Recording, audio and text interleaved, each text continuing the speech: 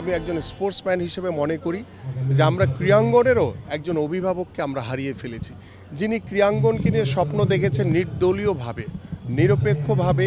এবং আপনাদের সকলের মনে আছে তিনি যখন প্রথম রাষ্ট্র পরিচালনার দায়িত্বভার গ্রহণ করেন 91 সালে, তখন বাংলাদেশের ক্রীড়াঙ্গন কিন্তু ছিল সকলে মিলে কিন্তু একটি সুষ্ঠু সুন্দর ক্রীড়াঙ্গন আমরা দেখেছিলাম, যেখানে দল মত নির্বিশেষে আমরা দলীয়করণের ঊর্ধ্বে উঠে আমাদের একটি ক্রীড়াঙ্গনের পরিবেশ আমাদের দেশনেত্রী বেগম খালেদা জিয়া তিনি তৈরি করেছিলেন। জাতি শোক পালন করছে, সাথে আমরা ফুটবল ফেডারেশনেরও শোক প্রকাশ করছি।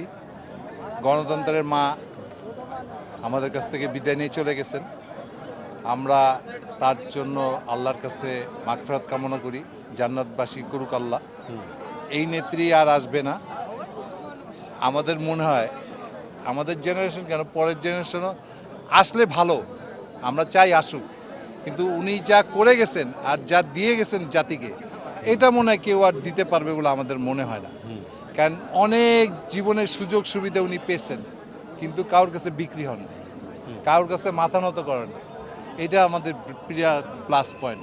আমরা আশা করব তার সন্তান দেশে এসছে, তার সন্তানের মাধ্যমে অনেক কিছুই আমরা এটা রিকভারি আশা করব।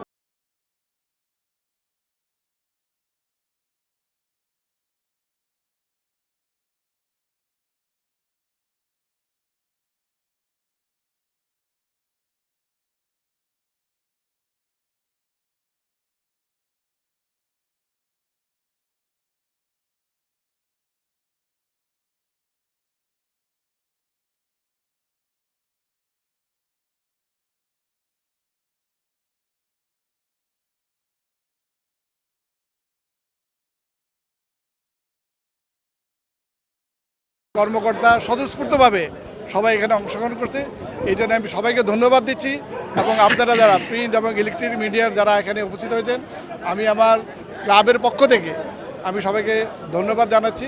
আমার কাছে তো অনেক বড় স্মৃতি আছে, কারণ আমি রাষ্ট্রীয় পুরস্কার, যেটা জাতীয় পুরস্কার, ওনার হাতে পেয়েছিলাম। তো জননেত্রীর হাতে, এটাই আমার সবচেয়ে বড় জিনিস, বড় পাওয়া। ওনার হাতে পেয়েছি, এটাই সবচেয়ে ভালো লাগছে। এবং ওনার আত্মার মাগফিরাত কামনা করছি, যাতে বেস্ট নসিব করুক। আমাদের জননেত্রী আমরা হারিয়েছি।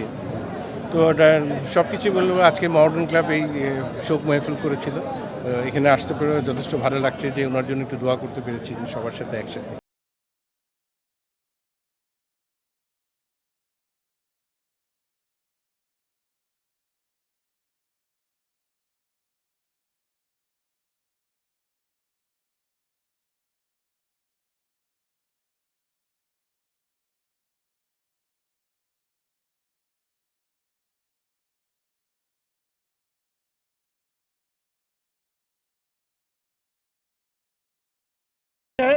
আমি স্টাফে ম্যানেজার ছিলাম, আমার সঙ্গে ম্যানেজার ছিল।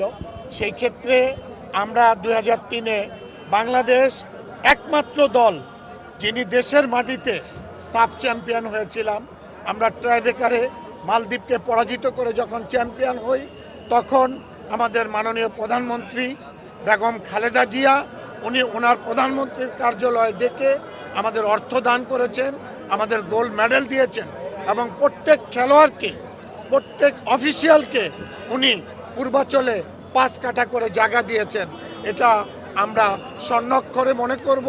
আমি ছোটোবেলা থেকেই দেখেছি যে ক্রীড়াঙ্গনকে কিভাবে এগিয়ে নিয়ে যাওয়ার জন্যে দেশনেত্রী বেগম খালেদা জিয়ার নেতৃত্বে আমার বাবা নিরলস পরিশ্রম করেছিলেন, এবং সেই সময় সাফ গেমস আয়োজনও করা হয়েছিল। এই সকল কিছুই কিন্তু সম্ভব হয়েছিল বেগম জিয়ার যে ক্রীড়া এবং যুবকদেরকে একটা সুস্থ পরিবেশে বেড়ে ওঠার এবং ক্রীড়া চর্চাকে একটা পেশা হিসেবে, পেশাদার জায়গা থেকে চর্চা করার একটা যে প্রয়াস ছিল, সেখান থেকে।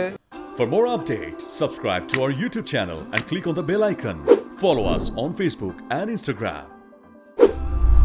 Download T-Sports app to enjoy exciting games and highlights. Visit tsports.com.